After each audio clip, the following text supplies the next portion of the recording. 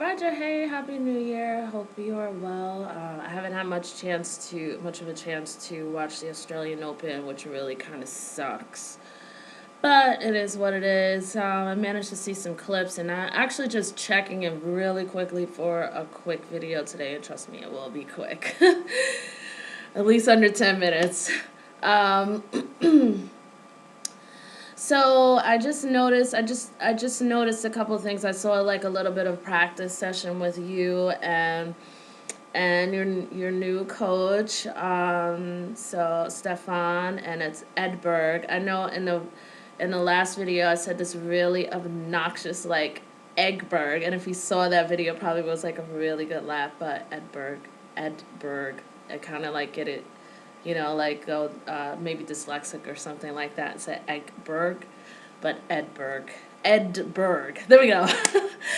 Anyway, so I saw I'm just wondering. I just want to remind you, like, just be careful at this point in time. You went in purely like with good intentions to bring on a new coach, to bring on some new instruction, and you kind of don't want to get into this thing where you contradict yourself a little bit and then start not taking advice, and maybe you're looking at this and like, what the hell does that mean?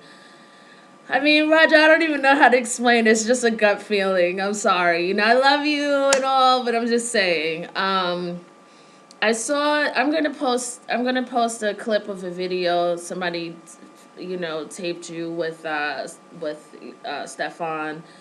And for me, your body language kind of looked like it was a little bit like a couple sentences of short, like, he's trying to tell you something, but your body language looked kind of like a couple sentences short of like, I got this, almost like, leave me the fuck alone, okay? And I'm sure that you're probably not feeling as hostile as the words that I just used right now, but just be careful of that. This is a time too where you kind of want to break down your own self barriers and just become like a bit of a sponge.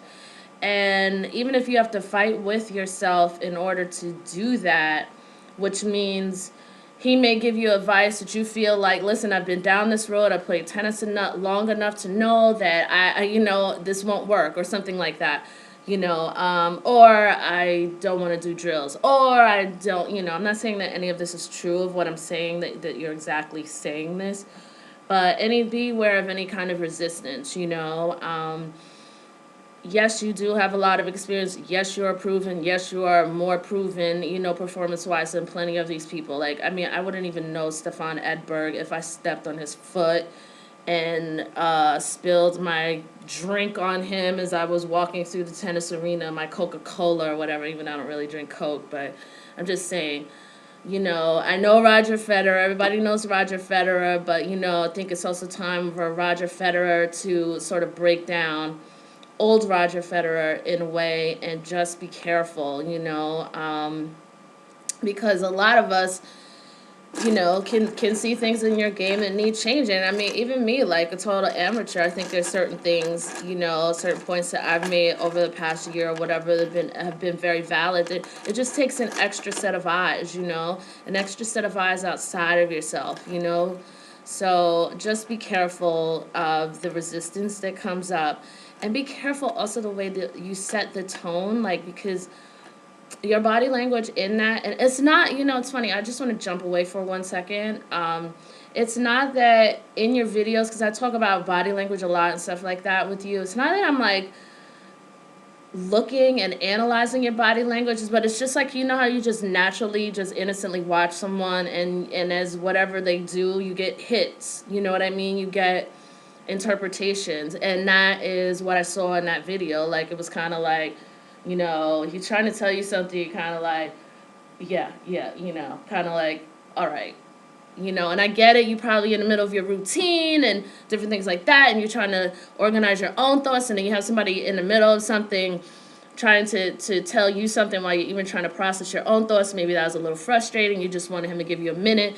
But I'm saying, figure out a way to work around that. Figure out a way that's going to be the best for you to absorb information and get feedback and critique, in a way that if it has to be a little structured, like, hey, maybe just let me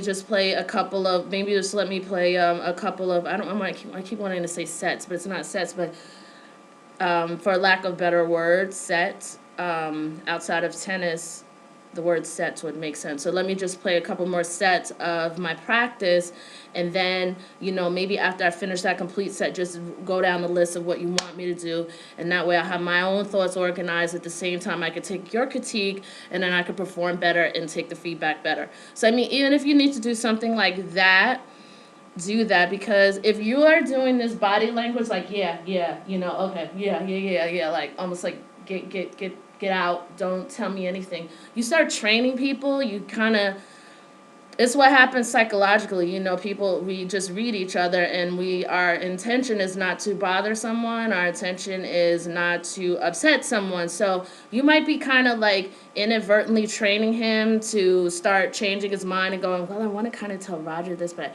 nah, he'll get upset. Or, it'd be great for Roger to know this, but I won't say anything because he probably doesn't want to be bothered. Like, you don't want to start training people not to communicate with you indirectly and inadvertently. Roger, we all know, we don't know you personally, but, so many of us think a world of you and know that, you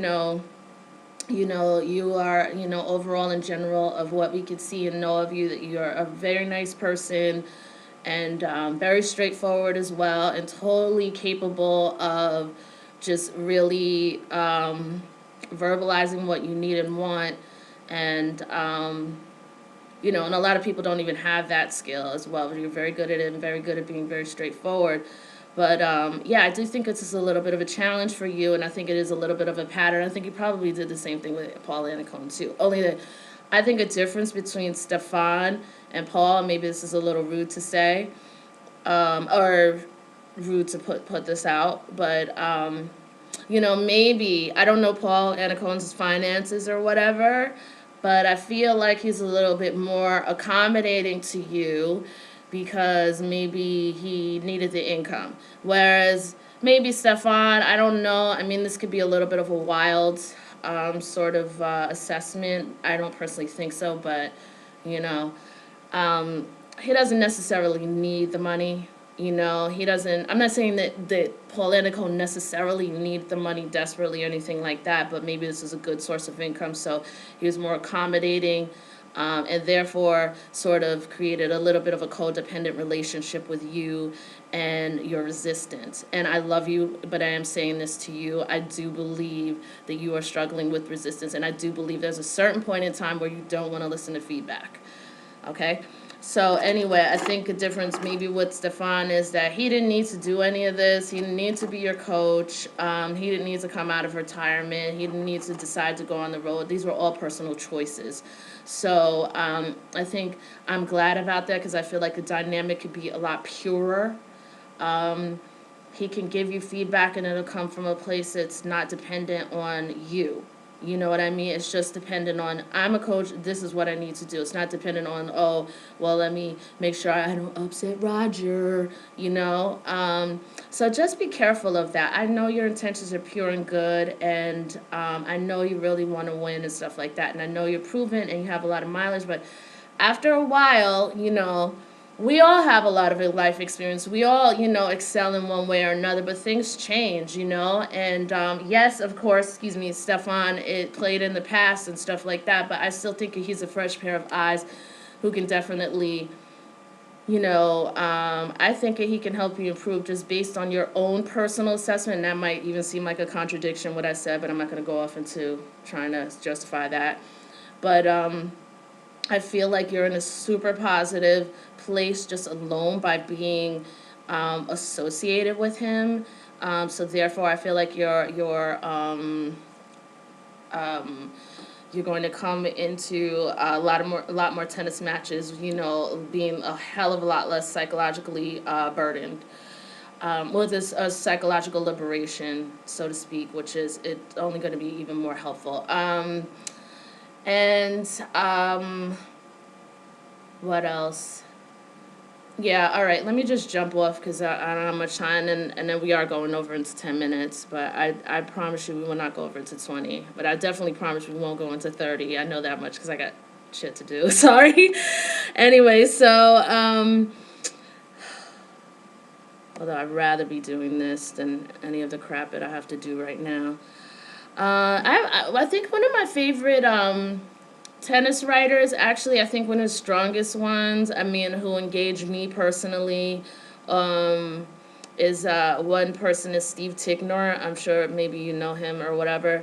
But it's interesting. I was about to make this video, and then, I always go looking at Twitter because Twitter has the most information that I can pull on you, and just on what's going on in general, like Serena going out against Anna Ivanovic, the chronic underperformer who's much more talented than what she, has lived up to be in the last couple of years. But anyway, you know me, I go off on a tangent. So I came across this article on Steve Tignor, and I was like, oh, let me just read a little bit of this before I go off into making this video.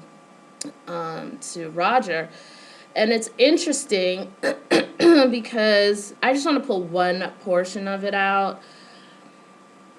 Um, you should read this article, actually. And yeah, maybe you should read this particular article.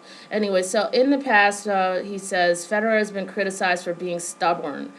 Fans have complained that he wouldn't adjust his game to beat Rafael Nadal. I was like, oh my God, this is amazing. I'm not freaking imagining everything I've been telling you, Roger. The time I told you, look it up on YouTube, look it up on Facebook, anything and anywhere people have been saying this stuff. But I didn't even realize as much to the point where even this guy would notice, I mean, and maybe that's a stupid statement too, but I was just kind of surprised and pleasantly surprised that I got this kind of reinforcement as well. Okay, so Federer wouldn't adjust his game fast enough to beat Rafael Nadal. I'm paraphrasing now. He spent too much time at one stage without a coach. That was another complaint by fans. I'm paraphrasing again.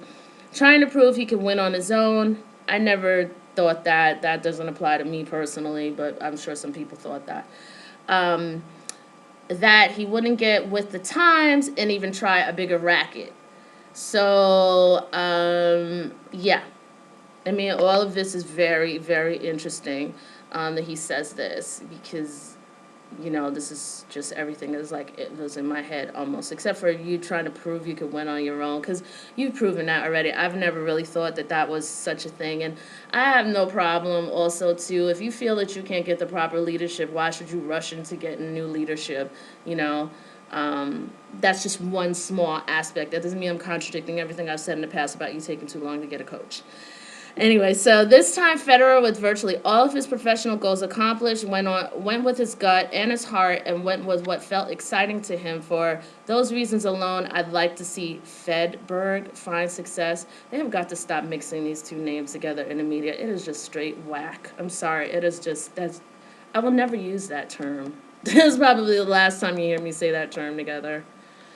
Anyway,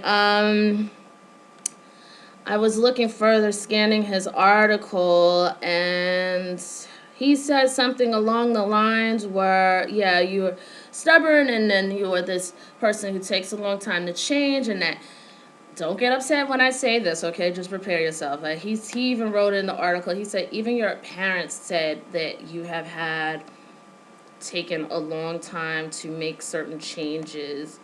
I don't know where the heck that is in this article so I could read it exactly, but yeah, I thought that was interesting. So I'm just saying, Roger, I saw something else where, it gave me the indication that obviously you've been riddled with questions about your new coach, and that also takes a front seat over maybe even just your journey at the Australian Open as well, because it seemed like you were kind of a little bit annoyed as well. Like, people have been asking this question a lot about your coach, and I just want to tell you, be careful of that too.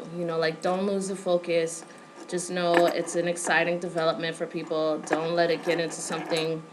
I'm not saying you're taking it personally, but just don't let that get in the way. Whatever, you're gonna get a lot of questions probably for a couple more months about this because people are just excited about it. Um, it doesn't overshadow you. It doesn't overshadow the beauty of the player of you. You know. But I know somebody had asked you about your coach, and you're like, well, it's only been 2 days, and he warmed me up and I beat him. Just kind of seem like, Raj, I love you. So I was just talking to you like I'm your sister, but unfortunately, YouTube is a bit of a public platform. But then again, too, only like 12 people are gonna watch this video.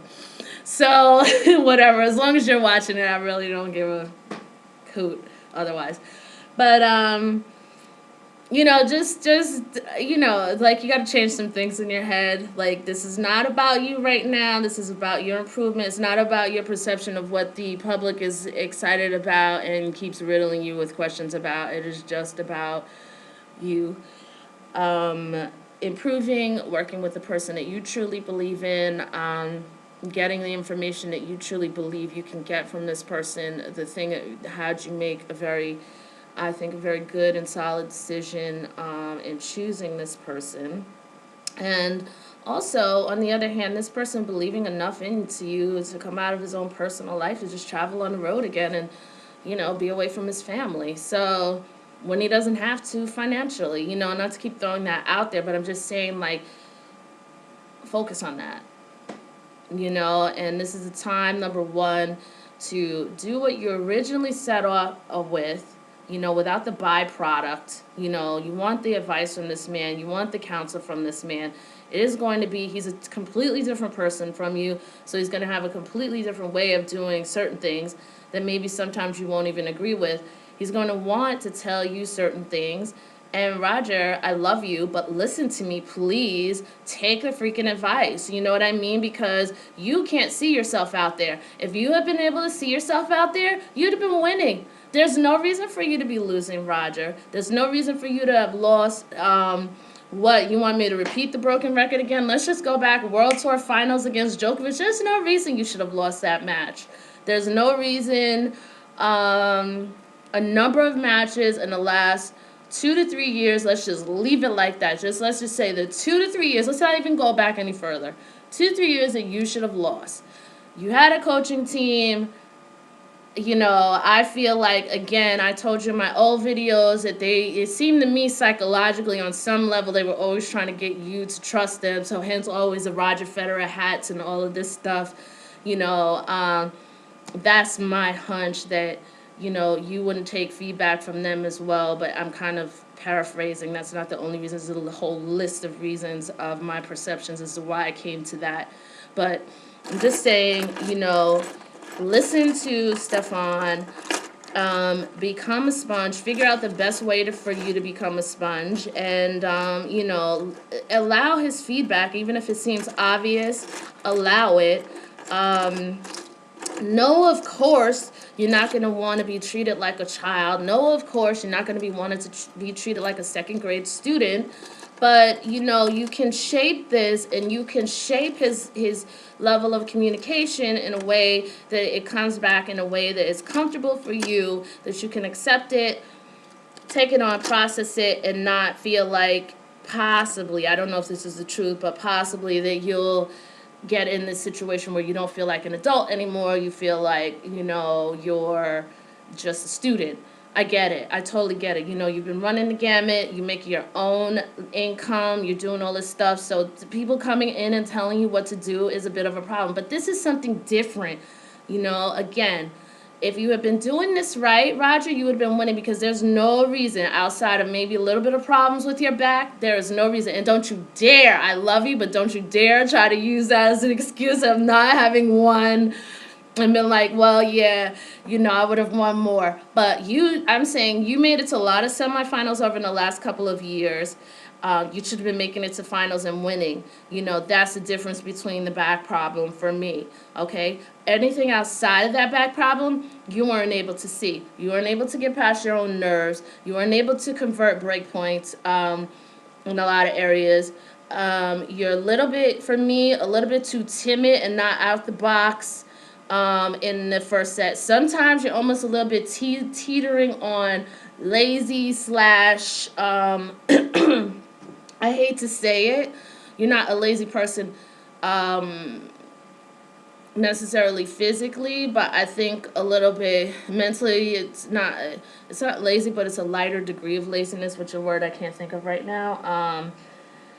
Not really being aggressive enough in the first set. You kind of just let it come and go and let it come, and then it's like, instead of forcing certain things which you are completely capable of doing and securing a break, you kind of just, in a lot of these things, you kind of just have this attitude where, oh, I don't want to tire myself out, and I'll just let the match come to me, and it's just going, and then all of a sudden, you get to either 5-6, or you have to go into a tie break, and then you lose it, which is, for me, it's just, to me, it's like wasted effort.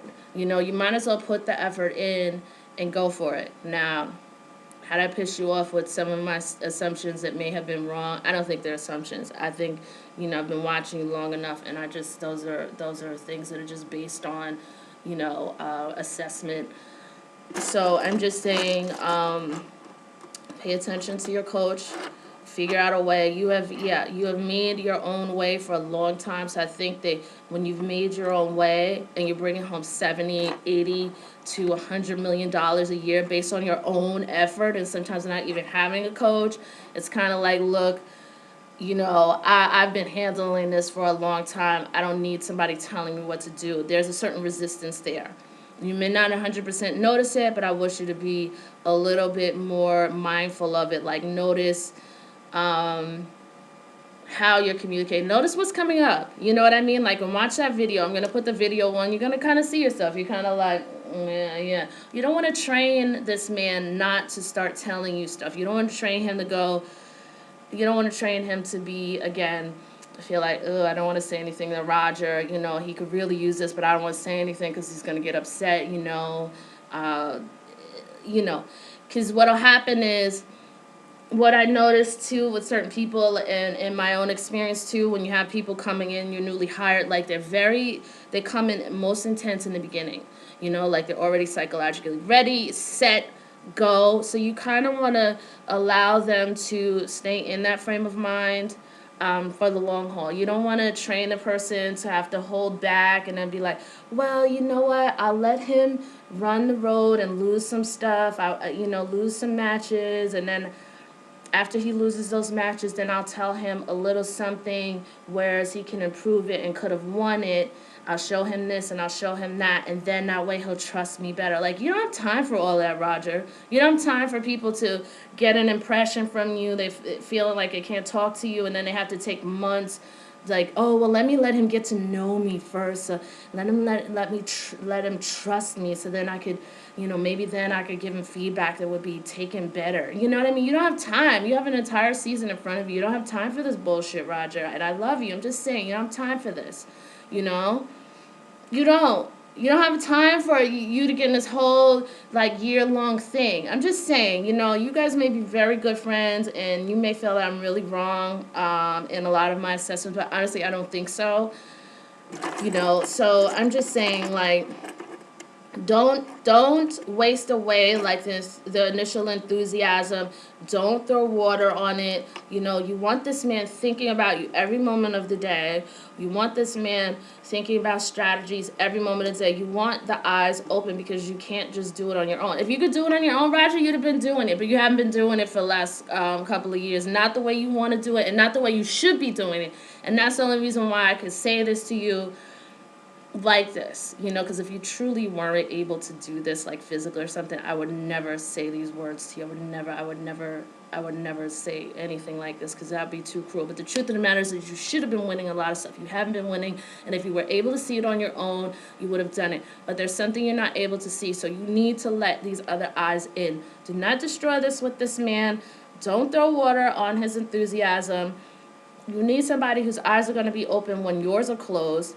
And so don't train people not to want to tell you what to do. You hired him as a coach. Let him tell you what to do. Take it. Yes, you've been running and making your own $70, $150, $200 million, maybe a year, Roger. Yes, you know what the hell you're doing, in a lot of ways. But again, you don't. in certain way. There's something you're not seeing. So you need to sit down again and, and I don't mean to seem rude, but take the feedback. That's all. Take the feedback, all right? Otherwise than this, you seem like you're doing a fantastic job. You seem really happy. I was happy to hear that you're comfortable with your racket. That was really awesome. And know this before I forget this. I read in Steve Tigner's article as well that Ed Berg, not to be like, ooh, all rumorish, but Ed Berg got some feedback from someone else. I can't remember who. Oh, Tony Picard? Yeah. Ed Berg was warned by his former coach, Tony Picard, that it's hard to get an old dog into new tricks in tennis. It's not that you're an old dog, but that's just a saying. That's a saying in English, as you know. To do new tricks in tennis hard. In other words, to make someone who's already a champion into an even better player. And I'm so freaking glad, Roger.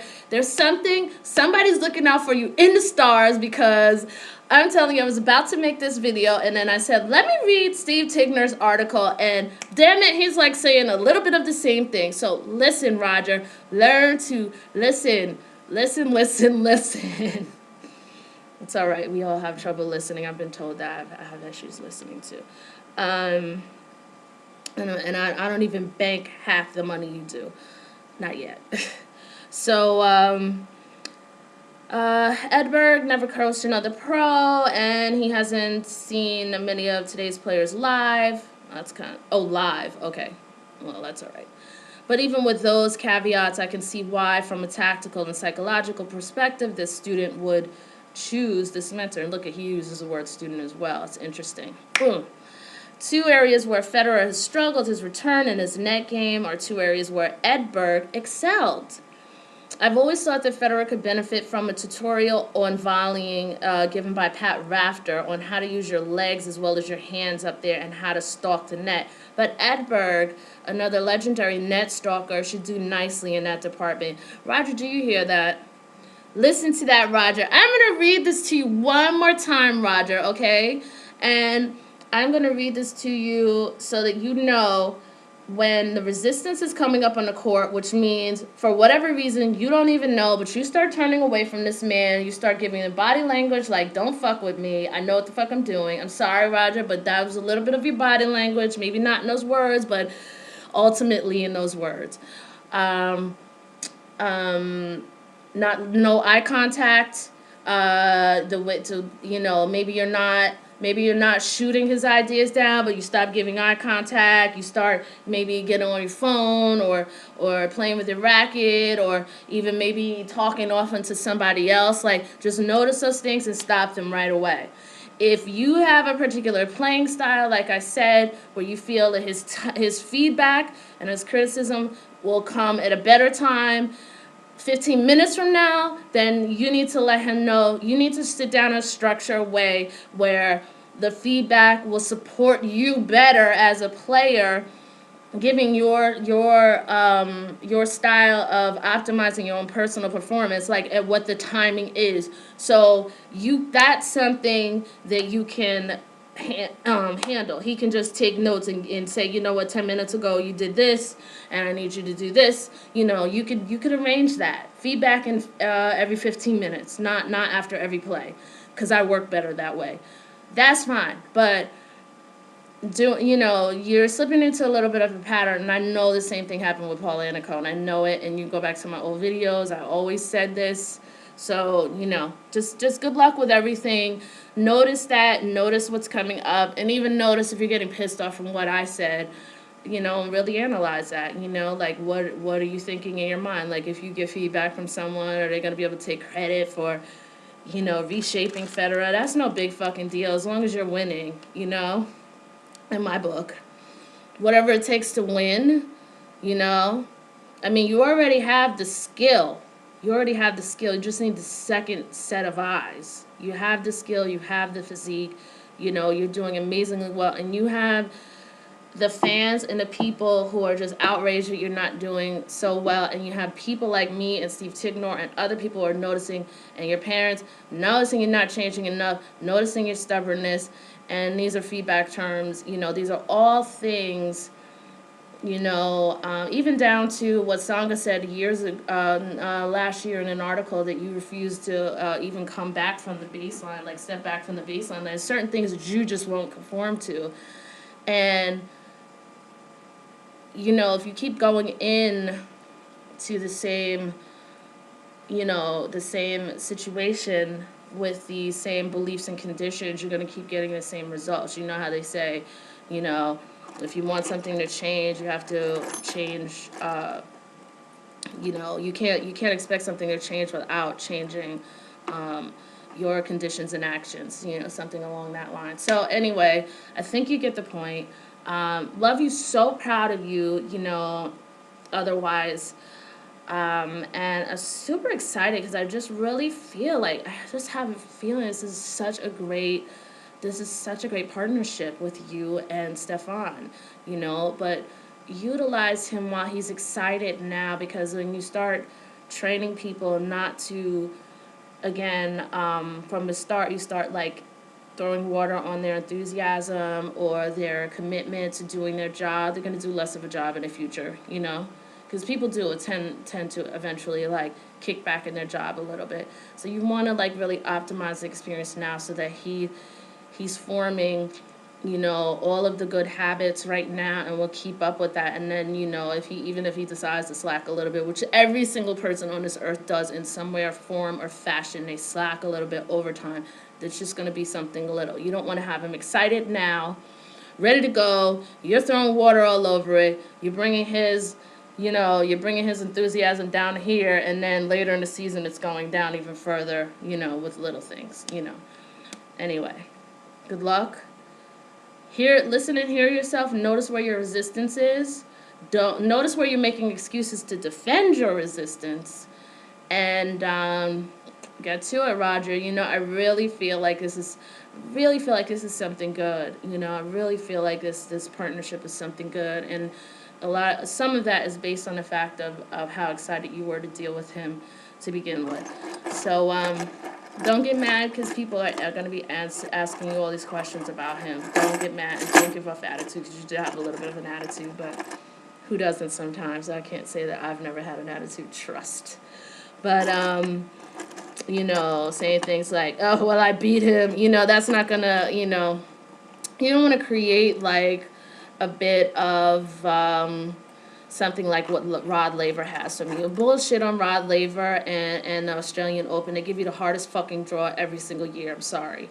I'm already pissed about something else. I think I'm kind of cursing a little bit here, so a little bit too much, so sorry about that.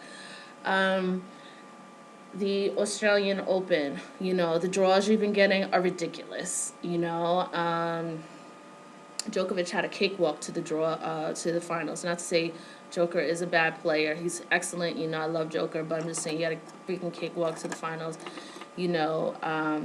So that was pretty much, for me, with the exception of, I think it was Stan or somebody he almost went out to last year. That was pretty much a cakewalk for him to the finals last year. I think it was Stan Wawrinka who almost knocked him out. Yeah. Anyway, so, had you had the same one, you would, an easier draws, the draws that are given, let me put it like this, the draws that are given to Djokovic at certain points of time in the year, and then the draws that are given to Nadal at certain times in the year, like the ones at the French Open for Nadal, and then the ones last year, the ones last year for Djokovic, it had those easy draws been given to you as well, you'd be, every single tournament carrying on, you would be like freaking up to 25 Grand Slams. And so I went off into this long tangent, but I'm just saying, like, Rod Laver and all of that, like, the way that I see him watching you and stuff like that, he looks jealous, I'm sorry to say. I know he may put on this thing as this nice, kind old man, and I also know that he just lost his wife. Rest in peace to his wife, and all due respect to him for that. I'm not slamming him.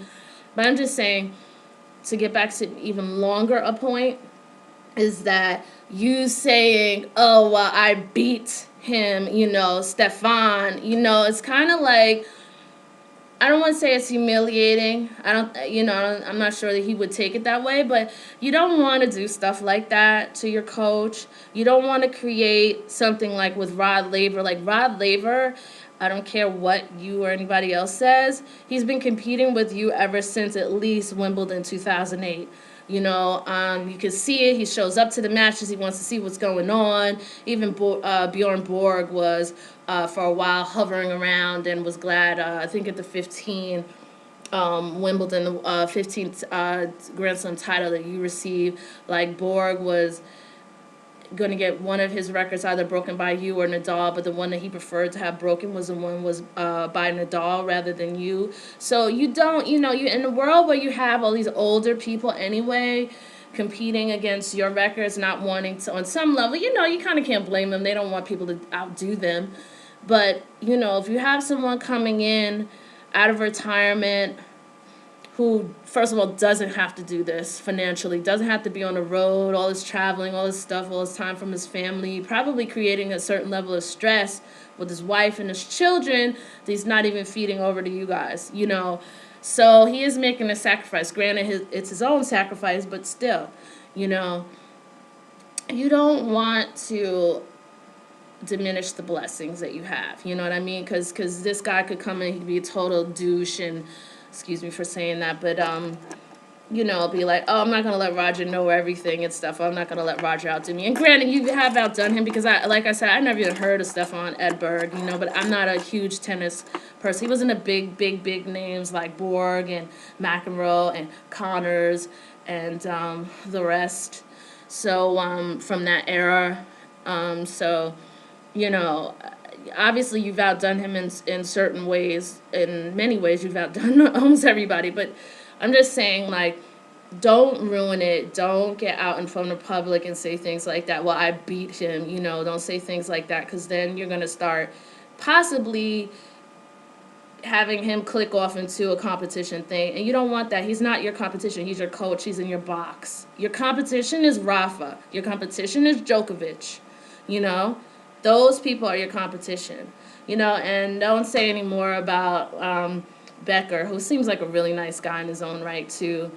Boris Becker was also your favorite at one point in time. I mean, I don't know. I don't want to now I'm micro picking, but, just be careful, okay? This is not the time to get into that. Separate that and those little things. You're not here competing with this man. He's your coach. He's here to make you better. So drop all of that stuff, the ego, whatever it is, because it's a little bit ego. And get to winning. That's all that matters, is the win, And if you're able to do this by yourself, you'd have been winning on your own. You know what I mean? And yes, you've gotten some wins, but no, you haven't gotten a lot as what you should be at this point, given your health, given your skill, given your ability, which is the same thing as skill. So anyway, I know I'm going over, and I will talk to you later. Have a wonderful, wonderful Australian Open. I'm hoping to be able to see more of it this week than last week, because I got to see nothing, So I'm a little bit sour about it and a little bit annoyed, but I'm going to be sure to try to watch it all this week, hopefully. We'll see.